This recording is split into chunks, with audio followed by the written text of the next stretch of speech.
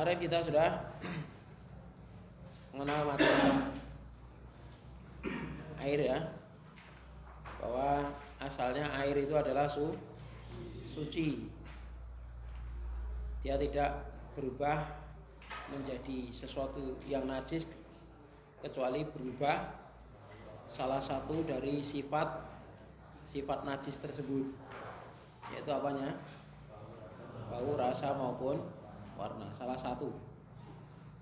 Kalau tiga-tiganya berubah, berarti ya najis banget gitu kan. Kalau dari sisi bau, rasa dan warna itu berubah menjadi najis, jelas itu sangat kuat sekali indikasi najisnya. Namun ketika ada salah satu saja sudah cukup dikatakan air itu berubah menjadi najis. Juga kemarin dijelaskan bahwa asal segala tempat itu adalah apa? Suci. Tidak boleh mengklaim atau mengatakan satu tempat itu kira-kira najis. Ya, kira-kira najis, sehingga harus dijauhi. Kalau kira-kira najis terus tidak mengatakan terus itu harus dijauhi, maka itu tidak mengapa. Yang menjadi masalah ya ketika apa? Tidak boleh sholat di situ. Maka asal segala sesuatu adalah suci. Tempat itu menjadi najis ketika apa? Yakin bahwasanya itu ada najis yang ada di situ. Maka kaidah yang penting apa? Keyakinan ya, tidak bisa dihilangkan dengan keraguan. Itu penting, itu kaidah pokoknya. Keyakinan tidak bisa dihilangkan dengan keraguan. Yakinnya suci, najisnya ragu-ragu. Maka apa? Mana yang dikuatkan? Sucinya. Atau sebaliknya, najisnya yakin, sucinya ragu-ragu. Maka apa? Dibangun apa? Ya najis. Yang pakaian tadi sudah kena ompol anaknya misalnya. Cuman digantung. Ini dicuci belum ya? Nah, gitu kan. Berarti kan yakinnya apa? Najis, tapi ragu-ragunya dicuci belum, ya kan? Ya apa? Yakinnya tadi kena najis, kan? Terus dicuci belumnya ragu-ragu, nah, sehingga apa? Maka kembali ke hukum asal apa? Najisnya. Maka apa? Keyakinan tidak boleh dibatalkan atau dirusak dengan keraguan.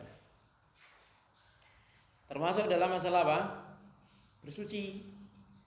Ya. Yakinnya telah bersuci atau belum? Ya kan? Telah bersuci atau belum? Kalau dia yakin telah berwudu, kemudian batalnya ragu-ragu, berarti dia asalnya suci. Atau asalnya sudah batal, sudah berhadas, ragu-ragu wudu atau belum, gitu kan? Maka berarti kembali ke hukum asalnya apa? Dia telah berhadas. Jelas ya, kawan? Jelas ya? Baik, selanjutnya kita masuk halaman kelima. Babul istinja'i wa adabu qada'il hajati. Babul istinja'i wa adabu qada'il hajati.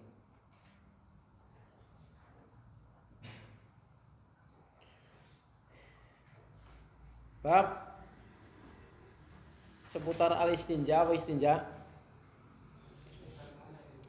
Istinja itu membersihkan sisa-sisa najis atau sisa kotoran. Istinja. Atau ya secara umum menghilangkan najis itu ya. Istinja itu menghilangkan najis dengan air kalau istinja itu. Ya, kalau istinja itu menghilangkan najis dengan air. Kalau selain air namanya istijmar. Istijmar. Jadi ada istinja, ada istijmar. Jadi kata jamaroh. Jamaroh itu kerikil, batu kecil. Ya toh, batu kecil. Maka istajmara itu hasilnya apa? Asalnya membersihkan dengan batu, cuman tidak hanya batu, dikiaskan dengan sesuatu yang bisa berfungsi seperti itu. Bisa tisu, kain atau yang lainnya. Tapi secara asal kenapa yang dibahas cuma istinja? Karena memang asalnya pakai air. Dan juga tata cara membuang hajat. Ya. Jadi di sini dibahas dua hal, tata cara membuang hajat dan cara membersihkannya. Membersihkan dari sisa-sisa apa? Kotoran atau najis tersebut. Qala mu'allif rahimahullah ta'ala yustahabbu di tasdid ba'nya idza dakhala al-khala'a an yuqaddima rijlahul yusra wa yaqulu bismillahi Allahumma inni a'udzubika minal khubuthi wal khaba'ith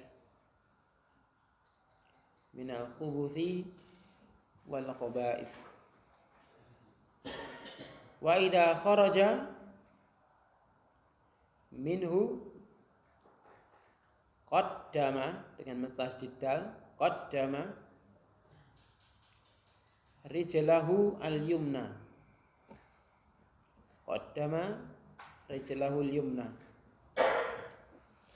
wa qala ghufranaka. Kalau memberi harokat seperti ini, waqala ini qafnya jangan di fathah ya. Jangan. Kenapa? Mesti itu fathah, mesti enggak mungkin kasroh. Ya kan? Jadi qaf yang diikuti alif itu mesti kola bacanya, enggak mungkin kila, enggak mungkin ku. Jelas? Kalau sudah seperti itu enggak usah diharokati. Ya. Waqala ghufranaka. Ra ini mesti harokatnya apa? Fathah, enggak usah diharokati. Ghufranaka. Alhamdulillahi alladzi adhaba anni dengan mentasydid nun wa afani. Alhamdulillahilladzi adhaba anni al-adha wa afani. Artinya ikhwah, yustahabu disunahkan idza apabila atau jika dakhala masuk al-khala ya, jika masuk ya toilet gitu ya, an yuqaddima untuk mendahulukan rijlahu kakinya al-yusra yang kiri. Jadi ketika masuk tempat yang kotor maka disunahkan mendahulukan yang kiri.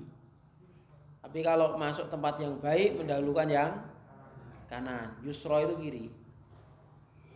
Jadi ketika masuk kamar mandi itu didahulukan kaki yang kiri. Ya toh? Mendahulukan kaki kiri. Tapi kalau masuk masjid kaki kanan dulu. Jelas? Dan di situ para ulama menjelaskan kalau masuk tempat-tempat yang kotor maka mendahulukan yang kiri. Masuk tempat-tempat yang suci dan bersih mulia maka mendahulukan yang wa yaqul dan membaca doa bismillah. Bismillah artinya tahu tak bismillah? Allahumma ya Allah, ini sesungguhnya aku a'udzu berlindung bika kepadamu minal khubusi dari syaitan laki-laki wal khaba'ith syaitan perempuan. Ini berarti doa apa? masuk kamar mandi. Wa idza kharaja minhu, dan jika keluar dari kamar mandi, qaddama rijlaul yumna, hendaknya mendahulukan kaki yang kanan. Waqal, dan membaca ghufranaka. Ghufranaka. Aku memohon pengampunanmu wahai Allah. Alhamdulillah, segala puji bagi Allah, alladzi yang adhaba, telah menghilangkan, anni, dariku, al-adha, ya, kotoran-kotoran, wa afani, dan telah menyehatkan aku. Jadi segala puji bagi Allah yang telah menghilangkan kotoran-kotoran dariku dan telah menyehatkan aku. Ikhwah sekalian, ini adalah adab pertama yang disampaikan oleh mu'alif, yaitu ketika seseorang hendak masuk kamar mandi atau tempat-tempat lain walaupun tidak kamar mandi, tetap disunahkan untuk memakai adab ini. Misalnya ketika di ladang, kan nggak ada kamar mandi tuh, ya dah? Atau ketika di pinggir jalan, ya kan, nggak ada tempat yang lain, di jalan tol malam-malam, ya kan, padahal sudah kebelet, ya. Tetap kita bisa menerapkan adab ini walaupun tidak masuk kamar mandi. Ya, maka di sini pertama dia hendaknya baca doa dulu. Bismillah, Allahumma inni a'udzubika minal khubusi wal khaba'ith. Dapat doanya? Baru masuk dengan mendahulukan kaki kiri, dan jangan lupa menutup pintunya. Ya tak? Ditutup kalau di kamar mandi. Kalau enggak ada kamar mandi, hendaknya mencari tempat yang tersembunyi, tidak terlihat dari pandangan orang lain. Dia mencari tempat yang tidak terlihat oleh orang.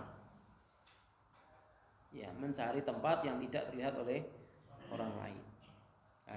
Nah, terus baca doanya kapan? Ketika dia mulai posisi duduk atau berdiri, pokoknya dia mau menyingkap auratnya, baca Allahumma inni a'udzubika minal khubusi wal khaba'is. Itu sunahnya seperti itu ketika tidak masuk kamar mandi. Jadi membaca doanya ketika kita menyingkapkan auratnya. Itu kalau posisi bukan di kamar mandi, jelas ya? Seperti itu. Jadi tetap kita bisa menerapkan adab ini dimanapun kita berada. Ya, seperti itu. Kalau misalnya lagi sakit, ya bisa. Ketika kita ya supaya dapat keutamaan terus. Misalnya berbaring di rumah sakit harus pakai itu? Habis spot itu kan. Ya sudah, ketika kita mau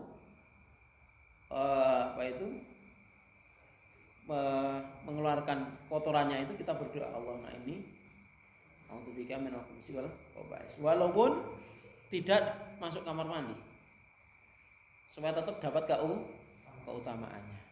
Karena di antara hikmah yang dijelaskan para ulama berdasarkan hadis yang sahih, dengan membaca hadis ini maka bangsa jin tidak bisa melihat aurat kita.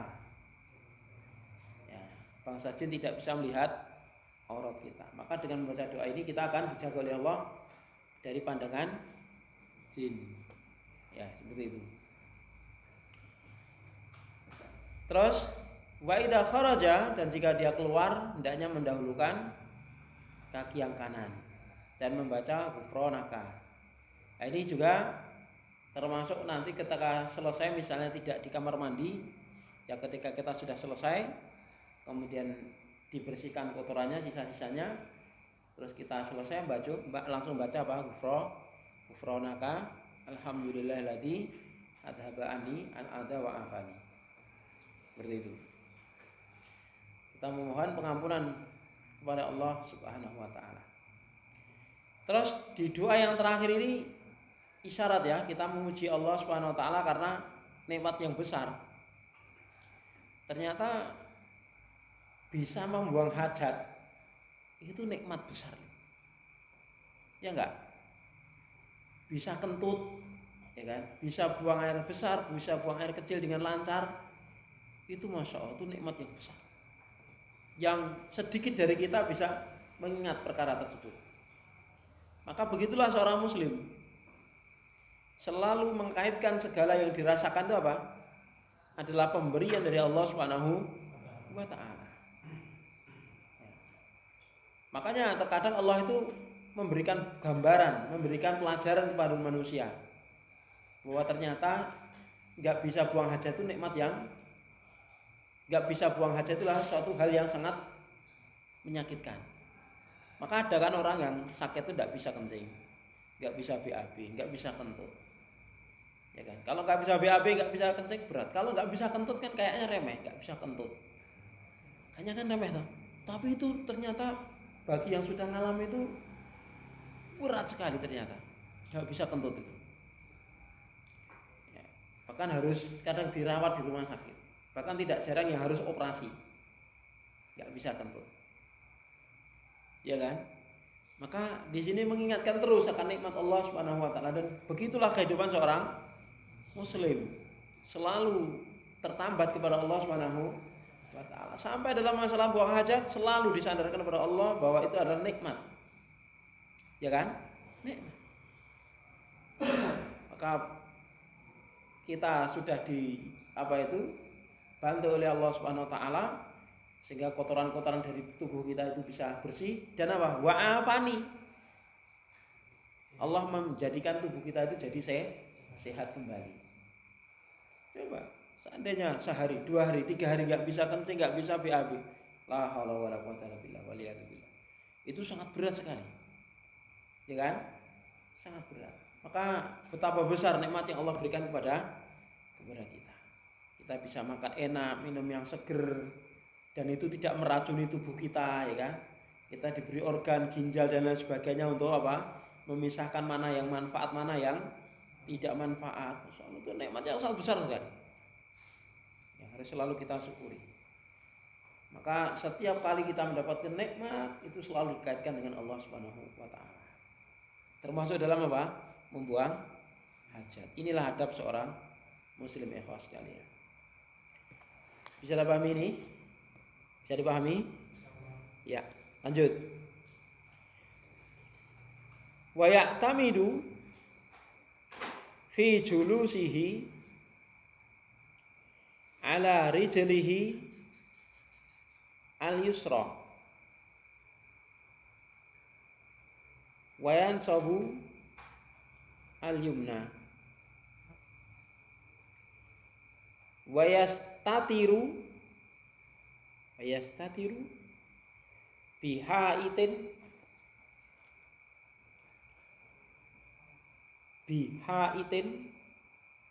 au ghairihi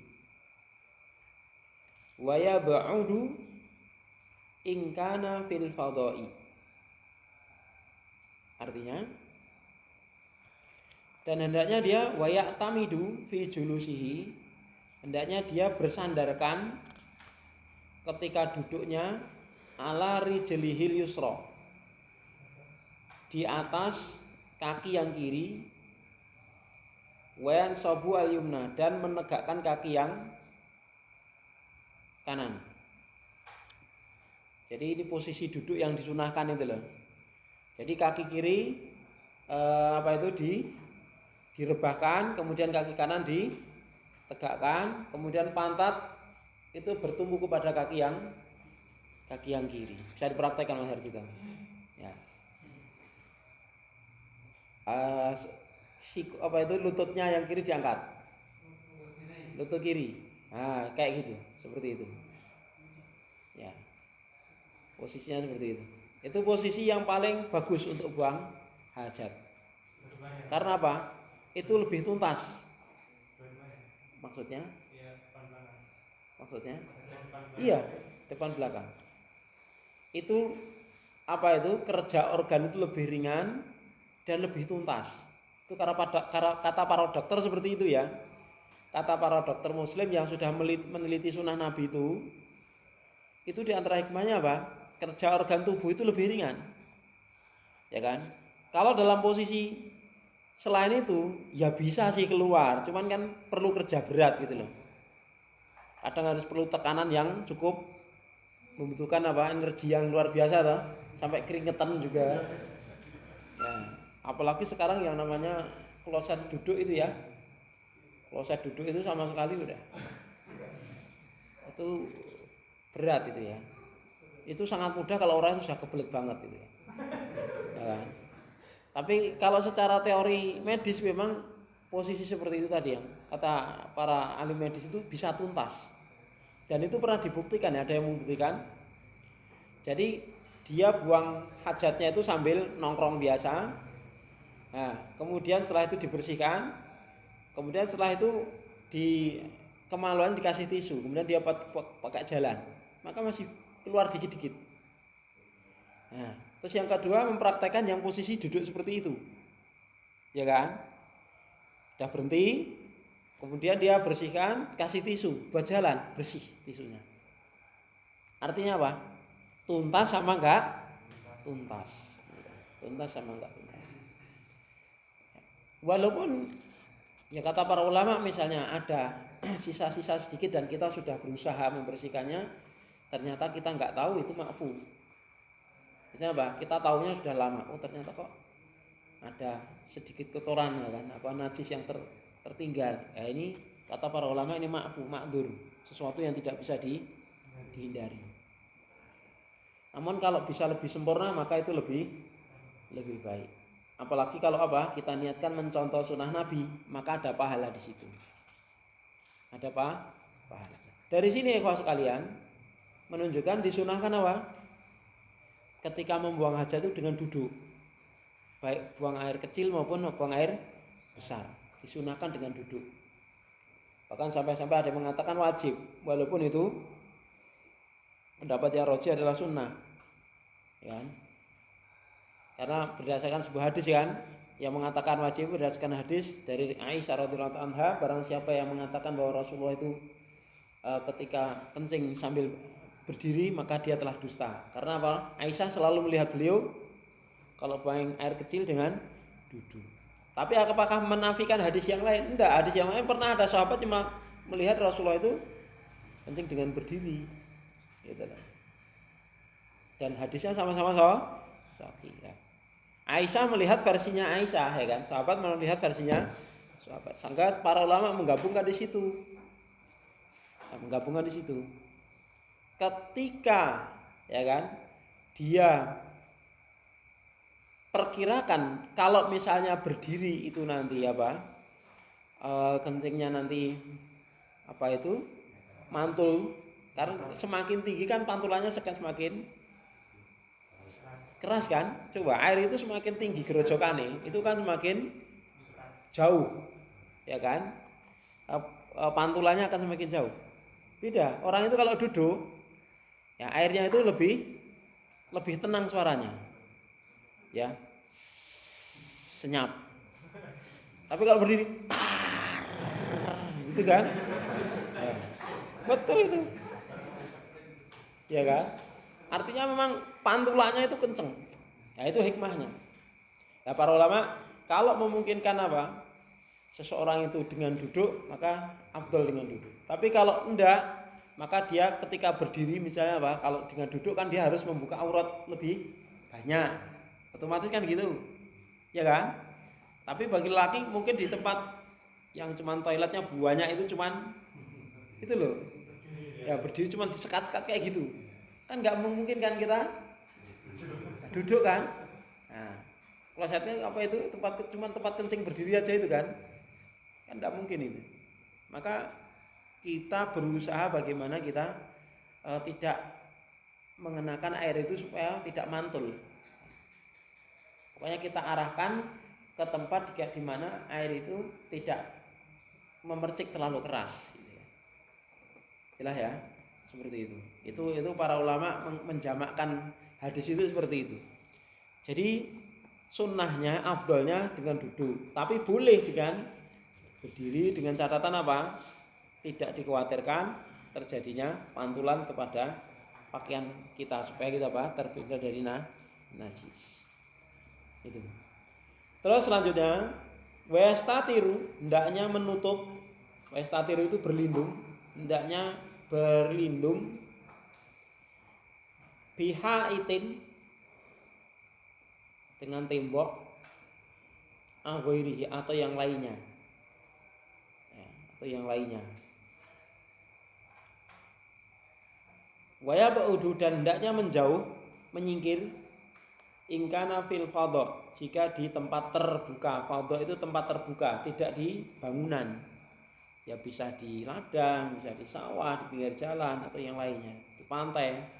Maka menyingkir, mencari tempat yang ya sudah aman dari pandangan orang. Itu. Nah, dari sini ya sekalian menunjukkan bahwa Islam begitu mulia mengajarkan kita ketika apa? Membuang hajat. Supaya apa? Pertama ya menjaga kehormatan kita. Yang kedua apa? Ya menghormati saudara-saudara kita. Menghormati saudara-saudara kita yang lain itu loh.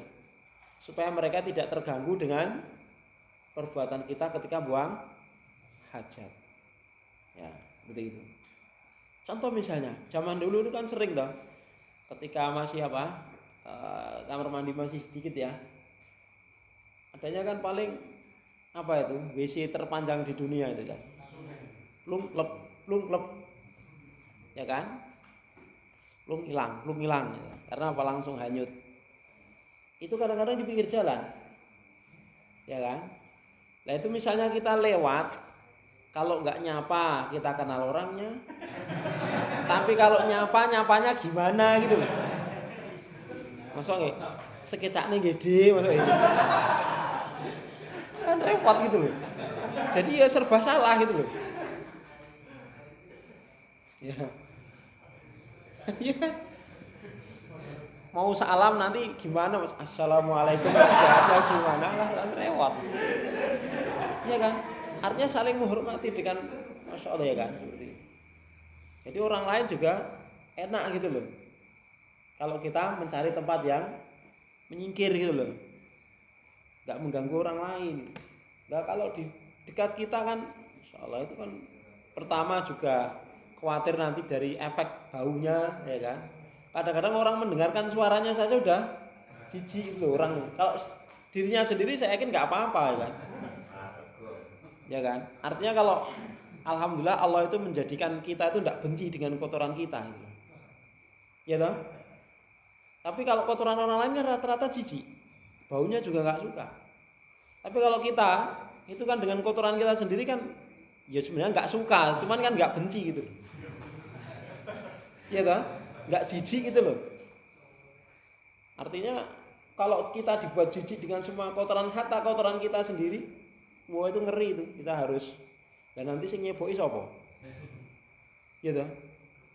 Yang harus bersihkan siapa? Kamar mandi harus pakai masker berlapis-lapis, kacamata hitam, ya kan? Supaya berubah warnanya, ya kan? Nah, kalau nggak begitu kan jijik. Tapi alhamdulillah Allah tidak membuat kita jijik dengan kotoran kita sendiri. Tapi orang lain, ya kan? Nah, kadang-kadang dengar suaranya saja sudah ngeluh gitu. Nggak selera makan, jadi gitu kan. Ada mengganggu itu. Maka adab Islam Masya Allah sangat tinggi sekali ikhwas sekalian. Ya, ini dikatakan apa? Ajaran radikal itu kan juga dari mana itu kan? Jadi ajaran seperti ini aja sudah diatur dalam agama kita. Maka apalagi sampai membunuh tanpa hak, jelas diharamkan dalam agama kita. Kalau itu ada, itu pasti bukan dari Islam. Jelas ya. Kalau sampai ngebom sana, ngebom sini, ya kan. Sementara itu bukan di medan perang, maka itu kita yakin bukan dari Islam. Islam ngajaran seperti itu. Loh kita ganggu lewat kayak gini aja kita nggak boleh, ya kan? Ini Masya Allah. Jadi mengganggu orang lain dengan hanya dari kotoran kita nggak boleh. Hatta misalnya kita mau buang angin, mohon maaf ya, buang angin. Kalau kita sadar mau buang angin, segera lari, menyingkir. Ya, menyingkir. Lari menyingkir. Supaya apa? Ya tidak mengenai efeknya pada orang lain. Seperti itu. Dan ini diatur dalam agama kita. Jangan malah ketika terasa sendirian nyari kerumunan orang banyak. Saya ledakkan di sana. Wah, ini sok usil orang usil kayak gini kan. Ini dari tadi suruh bubar nggak mau, dengan terpaksa harus saya berikan bom. Bom molotov. Akhirnya bubar sendiri-sendiri. Wah, ini nggak beradab ini.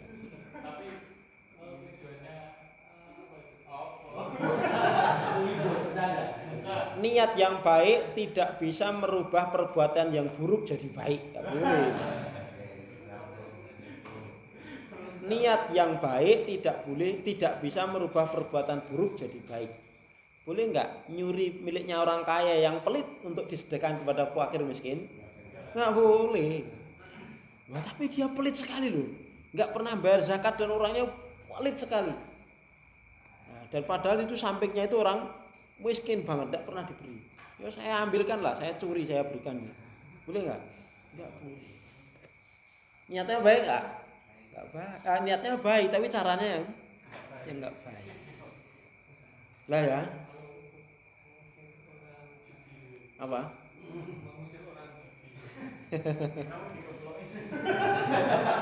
Lah kita wajib nggak ngusir orang judi itu kan gitu dulu kan kaidahnya kan man ra'a munkaron falyughayyir biyadihi fa in lam yastati fa bilisani fa in lam yastati fa bi qalbi wa dzalika at'aful iman, kaidahnya kan gitu ya dah. Pokoknya intinya niat yang baik tidak bisa merubah perbuatan yang buruk jadi baik, tapi perbuatan yang baik dengan yang buruk jadi buruk. Bedanya itu. Niat yang perbuatan baik kalau niatnya salah bisa jadi buruk. Tapi perbuatan buruk dengan niat yang baik nggak bisa. Jelas ya? Ya, lanjut. Wala yahillu lahu an yaqdiya hajatahu fi tariqin au fi mahalli julusin linnasi au fi mahalli dengan mustajid lam julusin linnasi au tahtal asjari al-muthmirati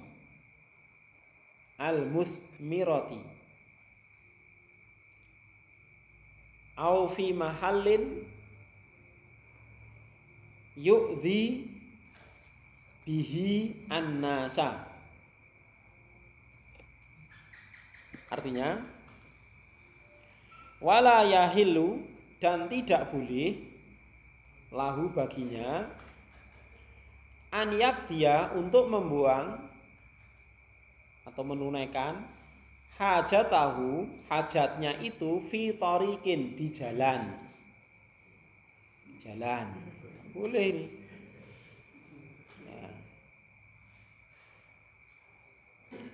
Ya termasuk jalan adalah ya tidak harus nampak jalan lah, yang penting itu sering digunakan untuk lalu lalang orang, walaupun bukan jalan. Au fi mahalin julusin nas, atau tempat-tempat yang sering digunakan orang untuk duduk-duduk. Misalnya apa biasanya? Halte, kemudian apa itu cakro, ya toh? Di bawah pohon talok yang dikasih cakro untuk nongkrong-nongkrong kayak gitu. Ya. Au tahtal asjar, atau di bawah pohon yang berbuah. Bawah pohon jambu, pohon mangga itu kan. Apa hikmahnya? Nanti kalau jatuh biar bisa dimanfaatkan gitu loh. Tapi kalau jatuh mohon maaf. Ya kan? Ini mangganya masih keras tapi warnanya kuning.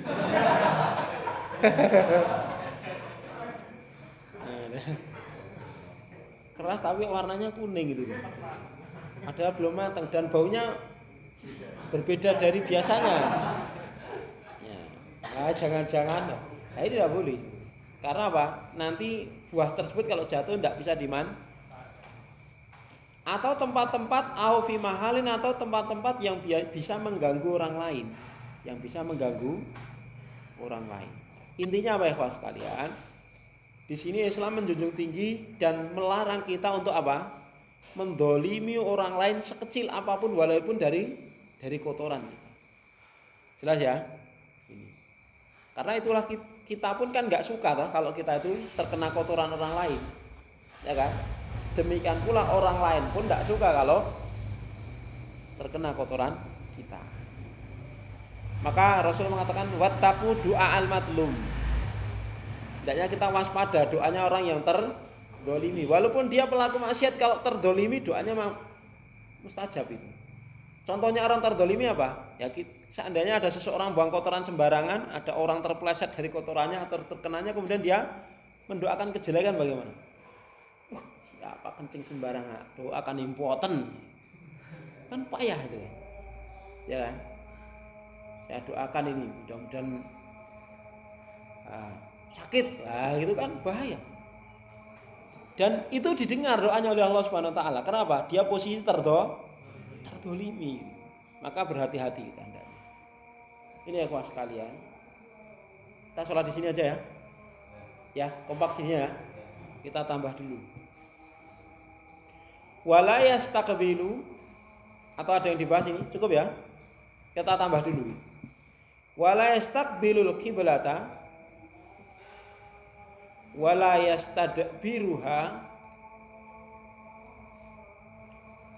hala qada'i hajatihi liqauli sallallahu alaihi wasallam idza ataitumul ghaita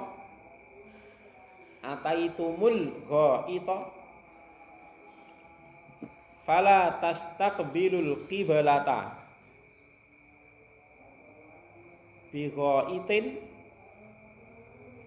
wala baulin wala tastadbiruha walakin syarriqu au gharribu, muttafaqun alaih.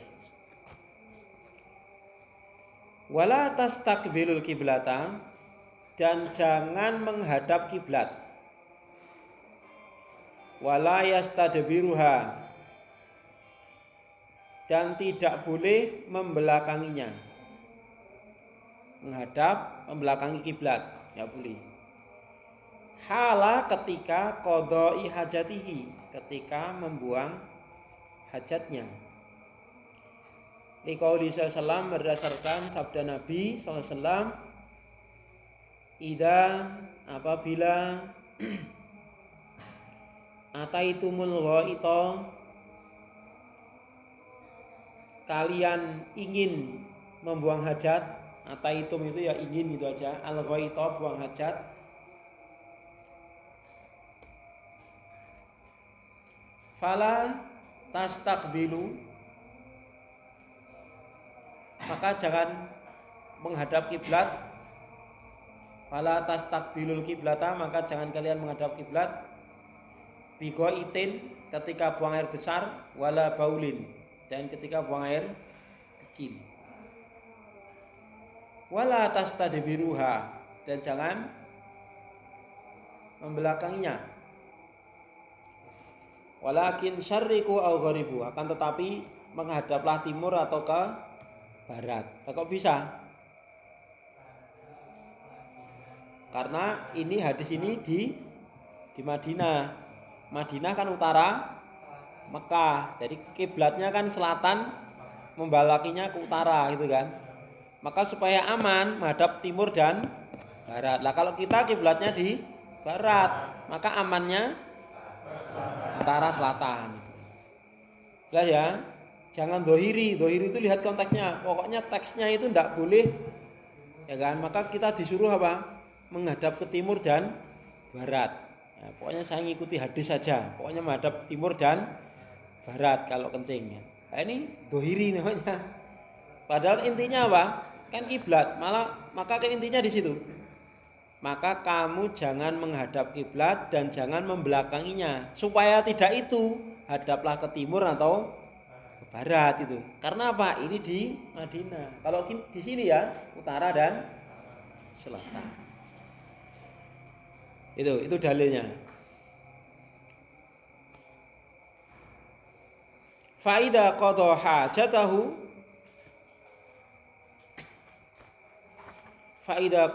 hajatahu istajmara bisalah sati ahjarin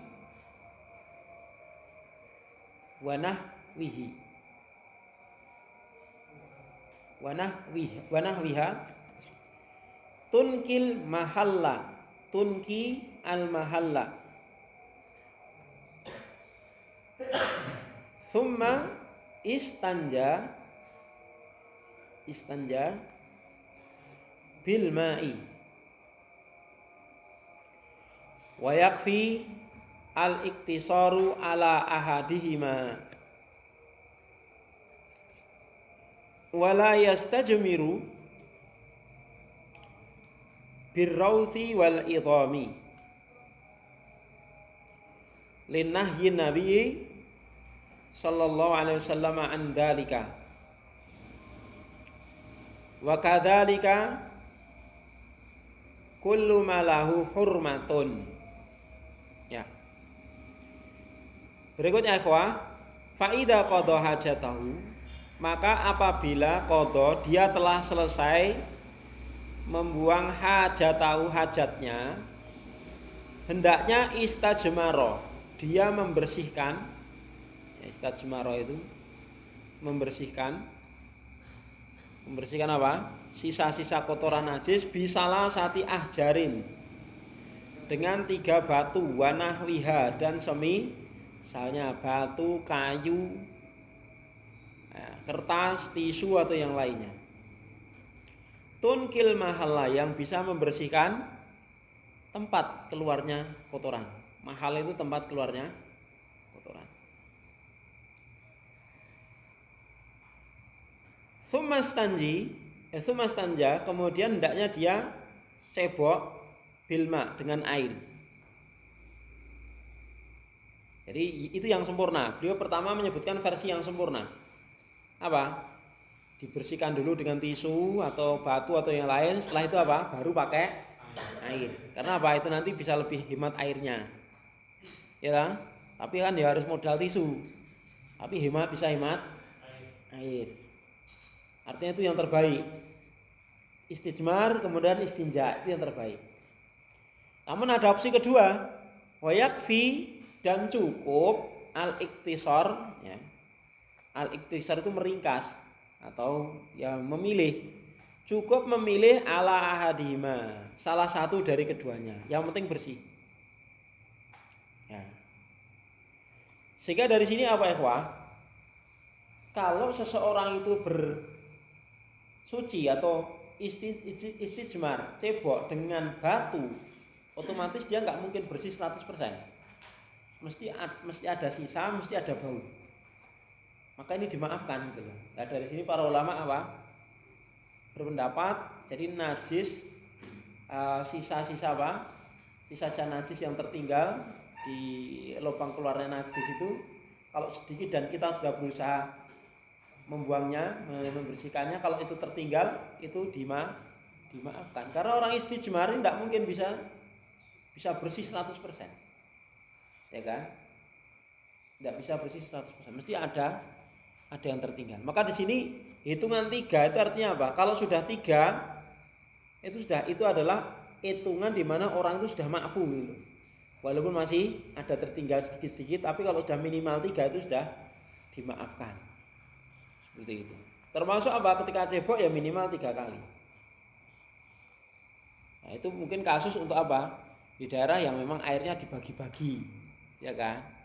Maka ya harus diirit-irit betul. Maka kita mengambil angka yang paling kecil berapa? 3 siraman. Itu mengambil angka yang paling kecil. Dan itu pun harus dihemat supaya apa yang lain bisa kebagian. Terus wala yastajmiru, jadi boleh cebok saja, boleh istijmar saja, boleh dua-duanya digabung. Itu yang paling sempurna. Lah ya. Jadi istijmar tadi apa? Membersihkan lubang keluarnya kotoran dengan selain air. Itu namanya apa? Istijmar. Kalau membersihkan sisa kotoran dari lubang tempat keluarnya kotoran tadi dengan air namanya istinja. Ada istinja, ada istijmar. Itu. Wala yustajmaru, ya, tidak boleh beristijmar dengan raus. Raus itu apa? Kotoran hewan. Mungkin enggak? Mungkin. Nah, kotoran hewannya sudah kering sehingga kayak batu, kan malah meresap sebenarnya. Ya kan? Kalau untuk membersihkan itu meresap, tapi nggak boleh. Wali idham, dan tulang. Kenapa nggak boleh? Linahyi Nabi sallallahu alaihi wasallam ala dzalik. Karena Nabi melarang akan hal tersebut. Ada hikmah juga, Pak. Nabi di dalam hadis lain menjelaskan kalau kotoran hewan itu dia tidak bisa membersihkan. Kalau al-idham, tulang itu apa? Makanan bangsa jin. Itu hikmahnya. Wa kadzalika kullu ma lahu hurmatun. Demikian pula segala benda-benda yang memiliki hurmah. Hurmah itu kemuliaan, yang dimuliakan oleh manusia. Contohnya apa? Sayur-sayuran. Ya, daun singkong itu dimuliakan enggak? Muliakan. Sayur-sayuran. Itu tidak boleh digunakan untuk apa? Untuk istijmar. Ya kan? Istijmar. Kemudian apa itu? Kertas-kertas yang ada tulisan hadis, Quran, apalagi qaul ulama, jangan. Ya. Jadi segala perkara yang ada dimuliakan oleh kita, maka tidak boleh digunakan untuk istijmar. Ya, sampai di sini. Memang tinggal satu paragraf ini. Ini masalah adab. Berikutnya ada masuk apa? Pembahasan tentang macam-macam najis. Gimana? Diselesaikan atau satu paragraf ini? Selesaikan ya. Kita sholat di sini aja. Wa yakfi fi ghuslin najasat. Wa yakfi fi ghuslin najasati ala al-badani awi thawbi awil buq'ati au ghairiha antazula ainuha anil mahalli di anna syari'a lam yashtarit fi ghuslin najasati adadan illa fi najasatil qalbi fastarata fiha sab'a ghusalatin ihdaha biturabi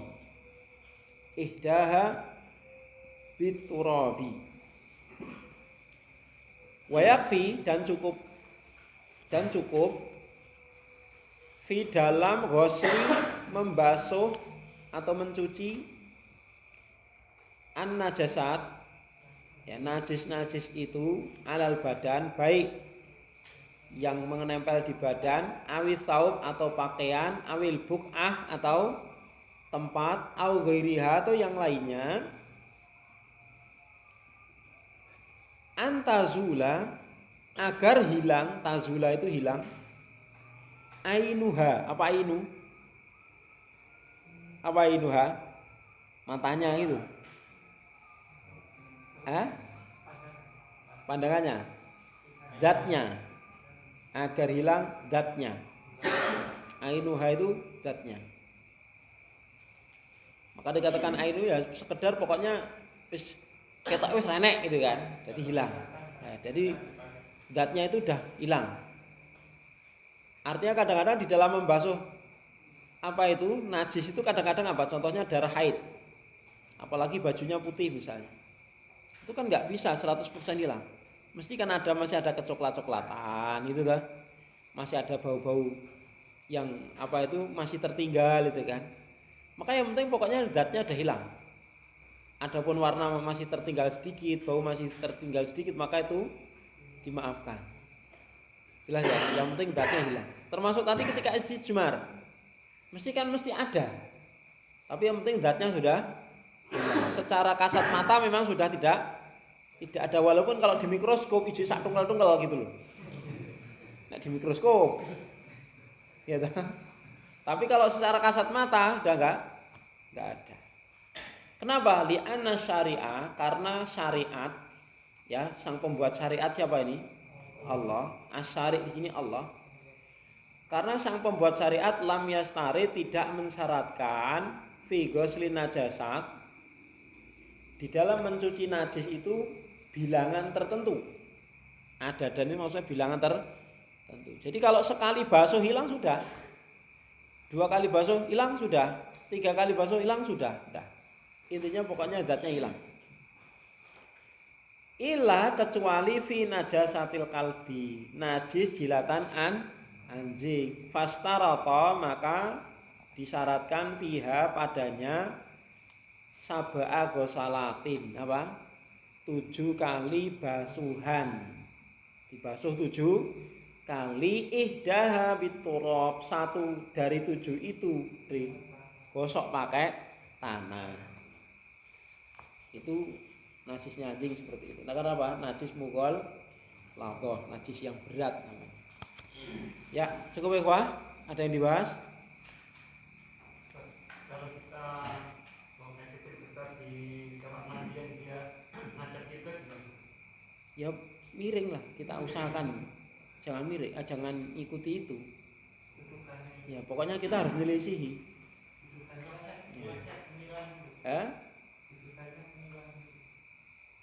Ya pokoknya kita usahakan jangan menghadap kiblat. Pokoknya harus nyerong lah, kita ambil arah serong gitu.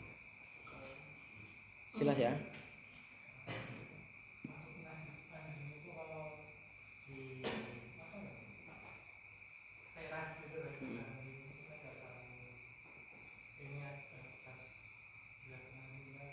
Nah kalau kita nggak tahu kan berarti kan nggak dihukumi.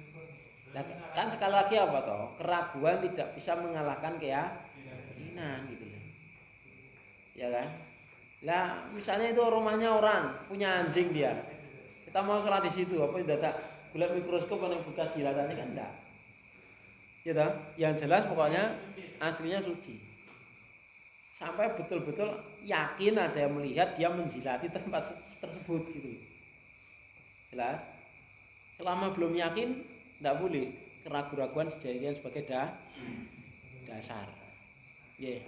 Kalau makan itu ada, tapi nggak tahu ternyata yang menyajikan makanan itu mengeluarkan saren. Kayak yang goreng itu. Sementara kita sudah makan gorengan dan makan sotonya gimana? Lah yang penting sarannya jangan dimakan loh. Mana itu langsung bisa? Berarti tadi goreng. Ya kita khusnudon aja, minyaknya beda gitu.